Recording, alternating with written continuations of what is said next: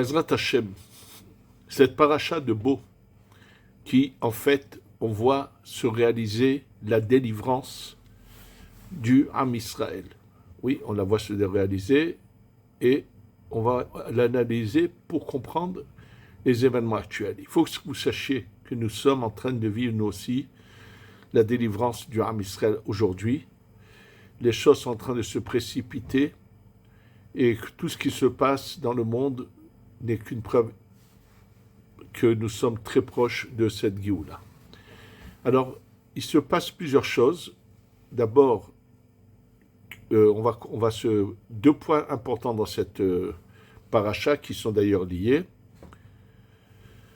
Pourquoi fallait-il que le calendrier change? Jusqu'à présent, le calendrier va en fonction de la création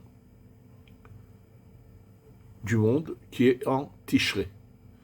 Et là, dans cette paracha, on nous annonce autre chose. À partir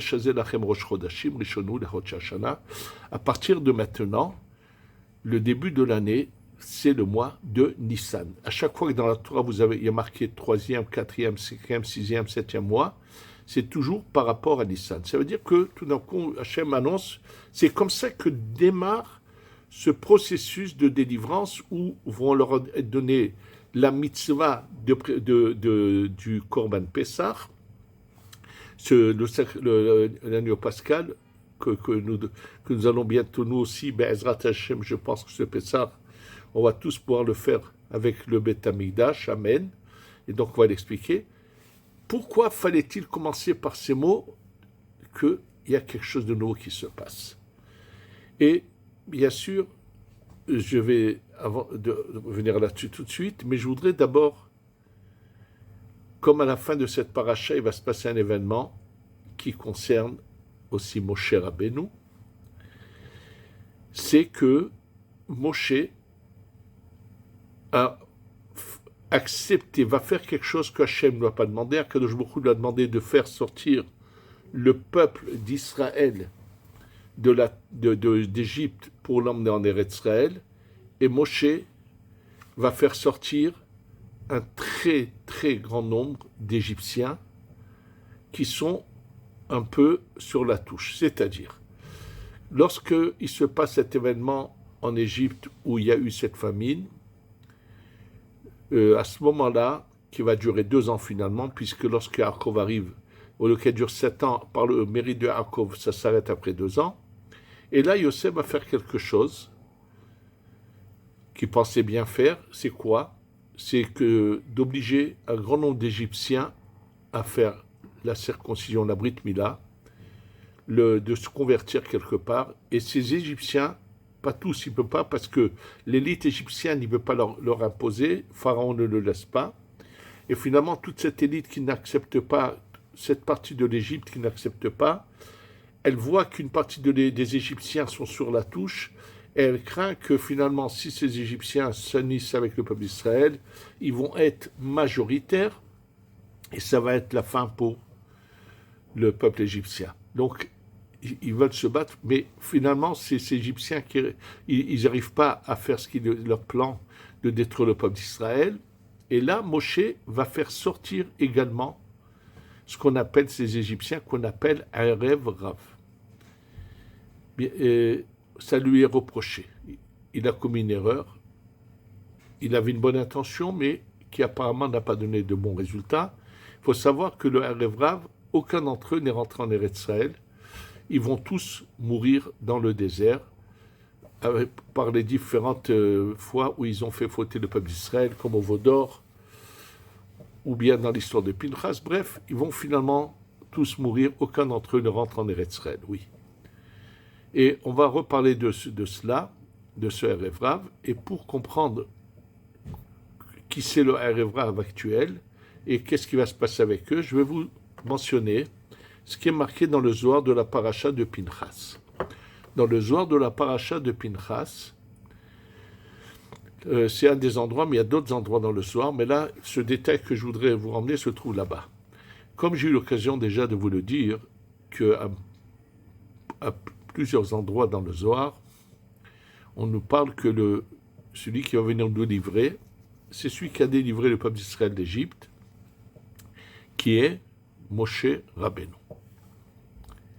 Et lui, il va revenir.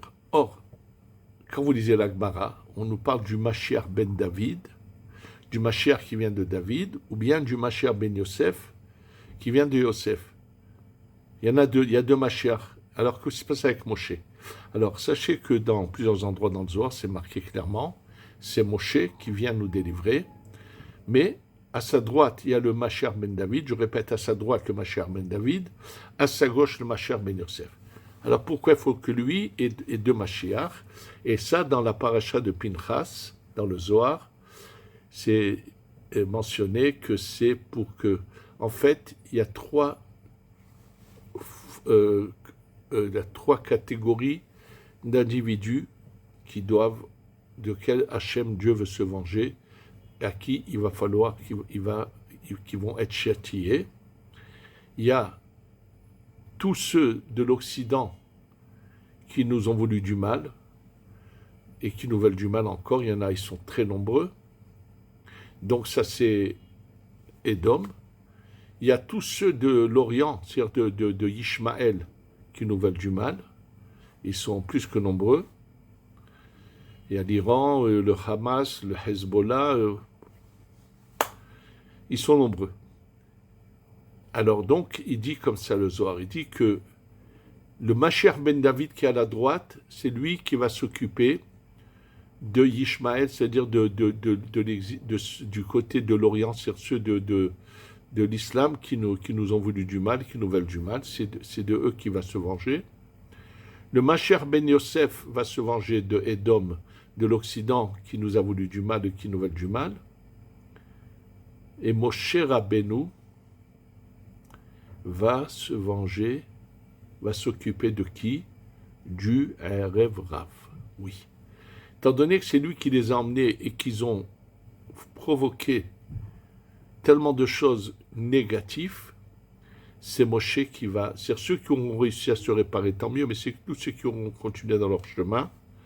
Moshe, quand il vient nous délivrer, c'est lui qui s'occupe du Erev Rav. Ce sont les paroles du Zohar.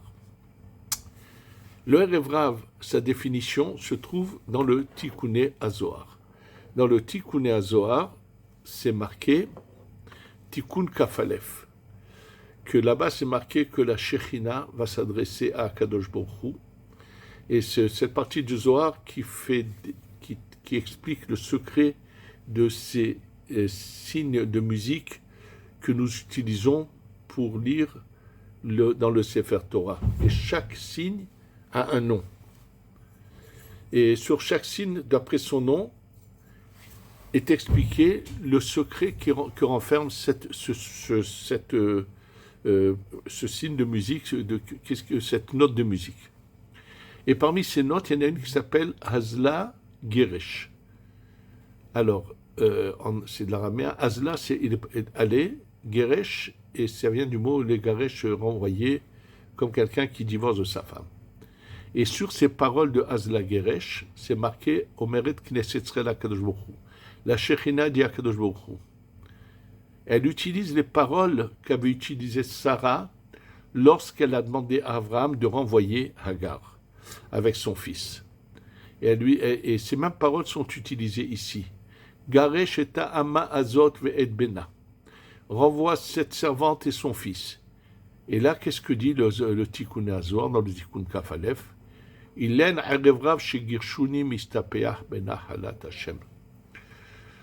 Ce sont leurs Erev Rav qui ont cherché à m'empêcher de m'installer dans la parcelle divine, c'est-à-dire dans Eretz Israël.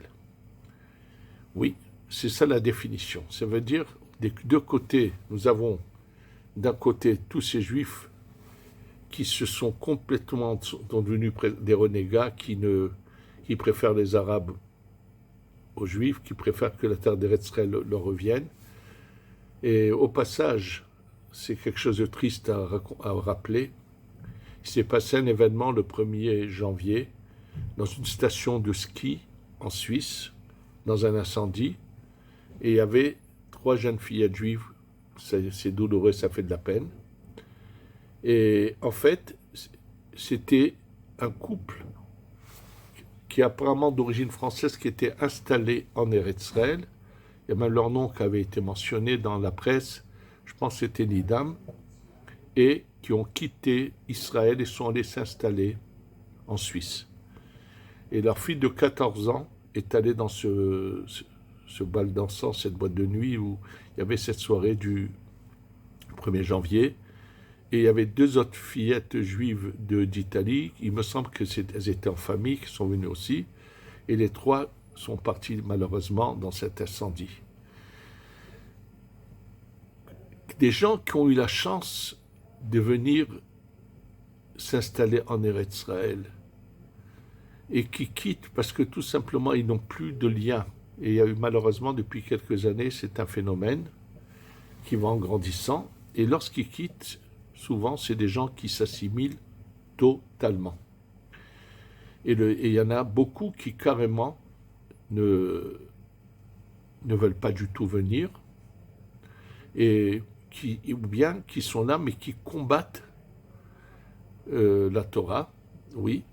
Il ne faut pas oublier que cet énergumène qui a été malheureusement Premier ministre, quelquefois, pas Premier ministre, il n'a jamais eu la chance, mais il était ministre, Shimon Peres, sa vision était une vie, qu'on appelle ça, une vie en commun avec les Arabes, c'est-à-dire qu'on devait s'assimiler, se fondre dans la masse avec eux. Et donc, c'est marqué, donc lui, il a cherché à rendre toutes les parcelles de terre qu'on pouvait rendre aux Palestiniens. Lui était le promoteur de tout cela. Arik Sharon, qui a rendu Gaza, qui est le responsable de tout ce qui s'est passé, lui, à la rigueur, une chose que beaucoup ne savent pas, à l'origine, son père est un juif de Russie qui s'est marié avec une non-juive russe, qui a eu d'abord Arik Sharon, et c'est qu'après que madame s'est convertie. Donc lui, rien d'étonnant que si au départ il était un grand combattant, il a fait des prouesses, bien sûr, et dans la guerre de Kippour, il a des mérites sans pareil, mais après, ce qu'il a fait nous a coûté très cher, bien sûr encouragé par ce bonhomme comme j'ai sûr. Alors, et bien sûr, il y a aussi toute l'autre partie, toute l'autre extrême de gens avec un look religieux qui ont une haine contre nous, qui ont fondé un mouvement qui est vraiment antisémite, qu'ils appellent les Neturei-Karta, et une bonne partie de cette mer, ou de gens qui vont dans leur même idéologie, où on voudrait que les Juifs quittent Israël carrément. Tout cela, ils veulent bien sûr en aucun cas s'installer dans les territoires. Et ils ne vont pas au Kotel parce que c'est une partie qui a été prise par la guerre des 6 jours, des horreurs. Et tout cela sont définis dans le Tikkun HaZohar comme Erev Rav. Oui. Ça veut dire et c'est cela à qui Moshe va les combattre. En général, arrive à cette condition, il y a aussi un problème qu'il faut comprendre, une erreur aussi que font beaucoup de gens, et ils vont recevoir, eux-mêmes s'ils verront le Mashiach, ça va être une claque cinglante qui va leur venir, ils vont avoir le choc de leur vie. Et je vais m'expliquer de quoi je parle.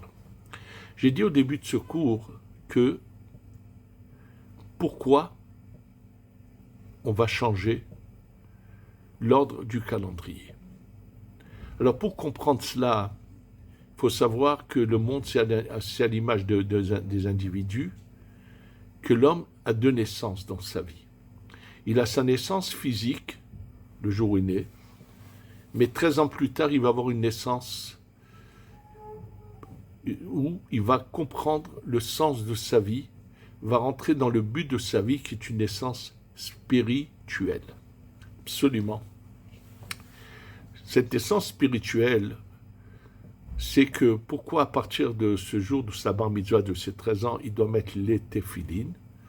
Parce que le soir de ses 13 ans, lorsqu'il va dormir, quand il va se lever le matin, une lumière de son âme va pénétrer en lui, et elle est tellement intense qu'elle va jaillir à cet emplacement où on met des tefilines, il y a une lumière qui vient, et que lorsqu'on met des tefilines, cette lumière trouve où se poser.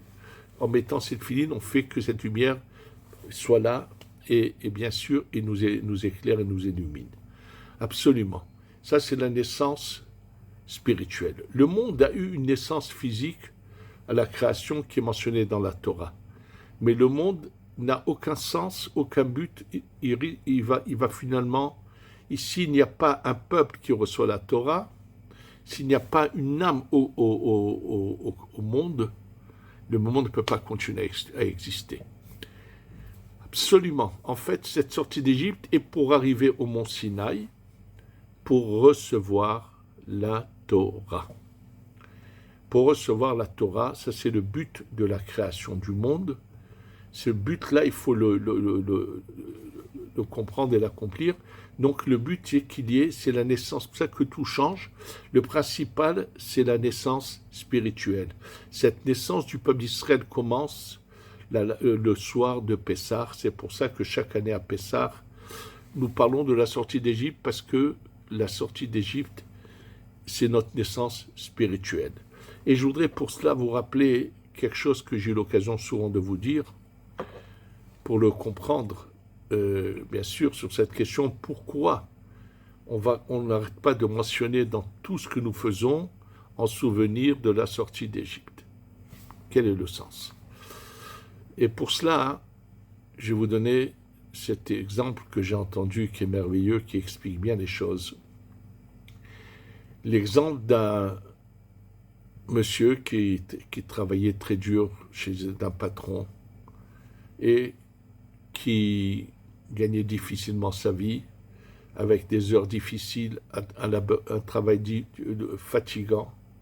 Puis un beau jour, il arrive à se lancer tout seul et gagner de l'argent. Il devient un homme libre. Il n'est plus il n'est pas chez un patron. Il travaille, Baruch, et il gagne sa vie, il est heureux et tout. Mais ça ne dure pas longtemps.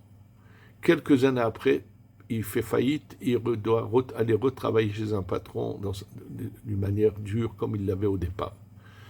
Est-ce qu'il va toute sa vie se souvenir qu'un jour il avait eu de la chance, qu'il a créé sa propre société, qu'il a gagné de l'argent? Non, c'est fini, c'est dans l'oubli.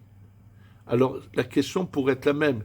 On est sorti d'Égypte, c'est vrai, mais on est reparti encore en exil. Alors, à quoi sert-il de mentionner la sortie d'Égypte à chaque fois, dans chaque fois que l'on fait quelque chose, dans le schéma, dans le kidouche, combien de fois? Et chaque année, la sortie d'Égypte, nous fêtons le soir de Pessah.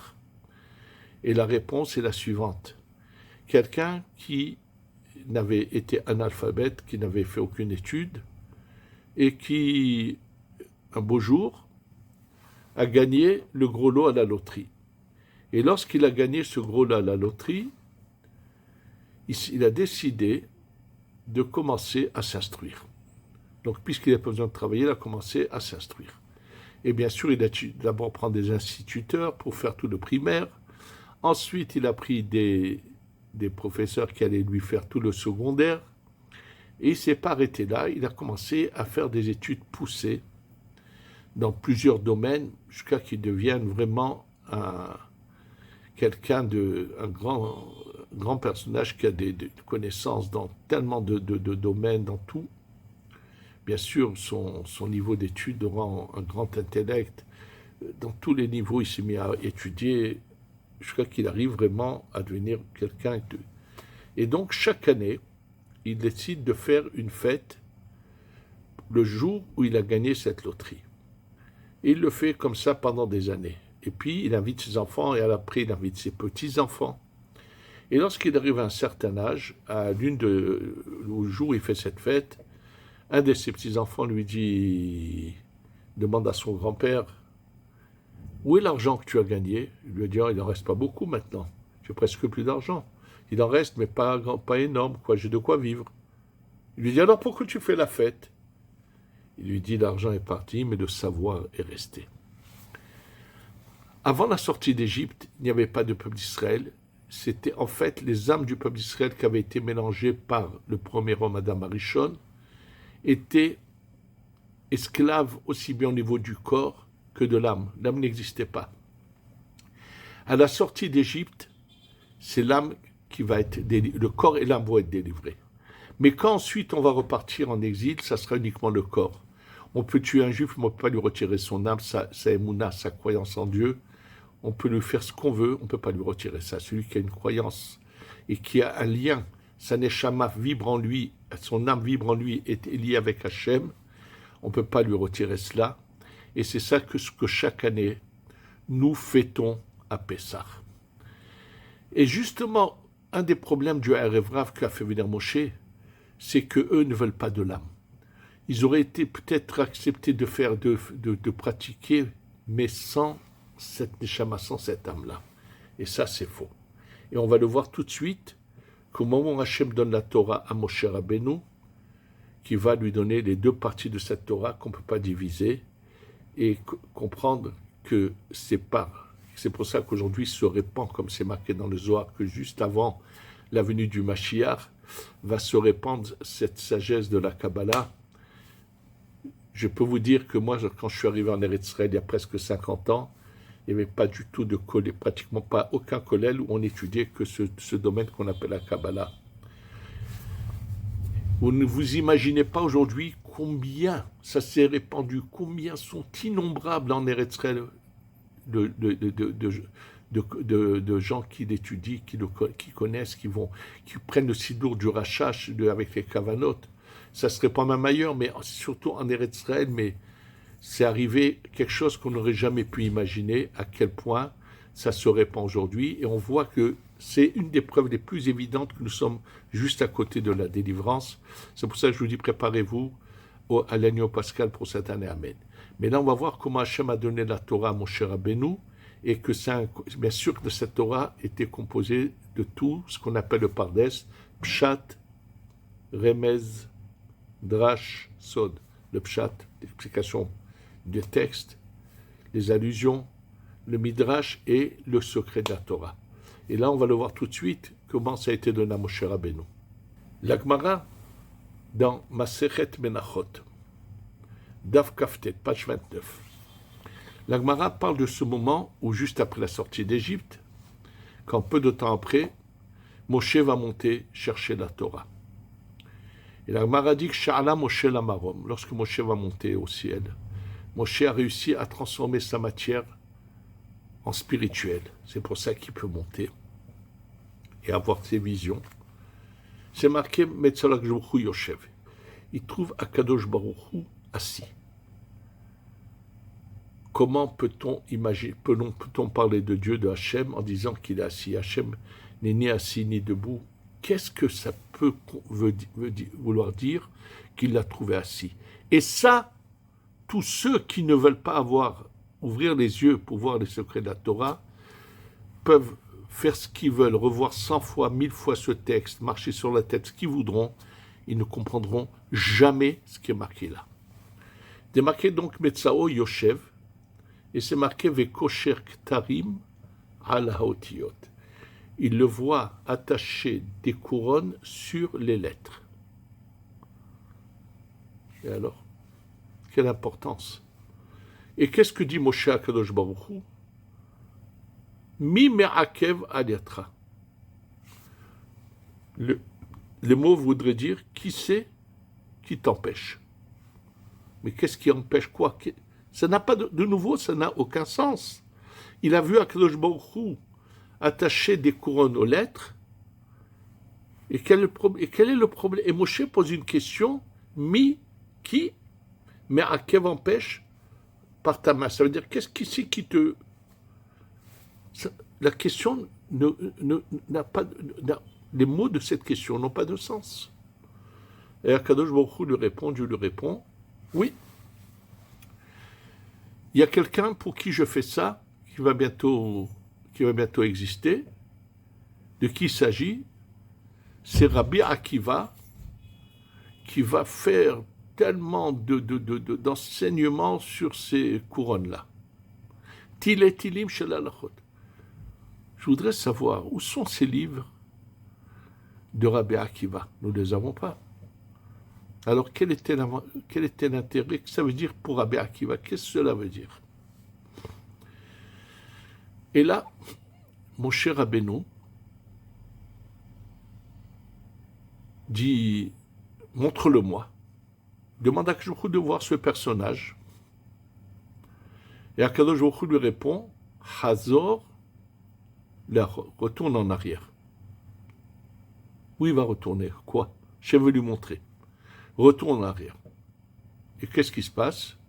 C'est marqué il s'assoit dans un lieu d'étude, à la 8e rangée. Et là, Rabbi Akiva est en train d'enseigner. Et Moshe ne comprend rien. De nouveau, rien, mais c'est impossible à comprendre. Il nous est dit par ailleurs que même ce qu'un n'importe quel élève dans les 6000 ans va trouver comme nouveauté dans la Torah, ça a été transmis à Moshe Rabbeinu. Donc comment se fait-il que Moshe ne comprenne rien au cours de Rabbi Akiva? Et là, donc, il se met à ce moment-là à voir, c'est marqué Halshadato, il a comme une sorte de, se dit quoi, mais alors qu'est-ce que je suis là, moi, ici? Qu'est-ce que je suis? Ça veut dire, il est comme un peu brisé. Et tout d'un coup, il y a quelqu'un qui demande dans ce cours à Rabbi Akiva, et ça, tout tu le sais, il lui dit ça, je l'ai appris de Halakha, l'Halakha que Moshe a reçu au Mont Sinaï. Ah, ça y est, il est content, Moshe Rabbeinu. Mais c'est pas normal. Ça, c'est bon pour quelqu'un qui aime les honneurs. Il ne comprenait rien, il ne comprend pas pour l'instant, et dès qu'on mentionne son nom, ça y est. Continuons. Et là, il dit à Kadoujou, tu as un personnage comme ça, par qui donner à la Torah, tu ne donnes pas mon intermédiaire. Qu'est-ce qu'il lui répond à Kadoujou? Shtok, tais-toi. Kach ala bemarshava. C'est ça. C'est comme ça que c'est monté dans ma pensée. Et après, il va lui dire, montre-moi sa récompense. Il va le voir de nouveau passer, à mourir d'une manière terrible. Il ne comprend pas. Sachez une chose. Par ailleurs, c'est marqué, ce qui a été dévoilé à Rabbi Akiva et son entourage n'a pas été dévoilé à Moshe Rabbeinu. C'est de nouveau une contradiction. De nouveau une contradiction avec cette Gemara qui dit que tout a été transmis à Moshe Rabbeinu. Il faut savoir que dans la Torah, il y a deux parties. Il y a cette partie qu'on appelle le Talmud, le Shas, la Gemara, qu'on appelle Goufé Halachot, qui sont le corps de la Torah, et il y a la Neshama de la Torah. Et comment, on va le voir tout de suite, comment on peut le voir, c'est que tout simplement, le corps de la Torah, donc dans le Shas, quand deux personnes veulent se parler, discutent sur un sujet, et que l'un va apporter une preuve à l'autre, il lui dit, Ta Shema, viens, écoute. C'est même Rabbanim, pas tous ceux qui sont dans le Zohar, lorsque un va apporter une preuve à l'autre, il lui dit, Ta Hazé, viens voir. Donc on nous parle ou de l'ouïe ou des yeux. Il faut savoir que oui, le nom d'Hachem est sur notre visage. Le Yud est dans nos yeux, c'est le monde de la Hatzilut, ce monde qui est l'âme de la Torah, qui va représenter l'âme de la Torah.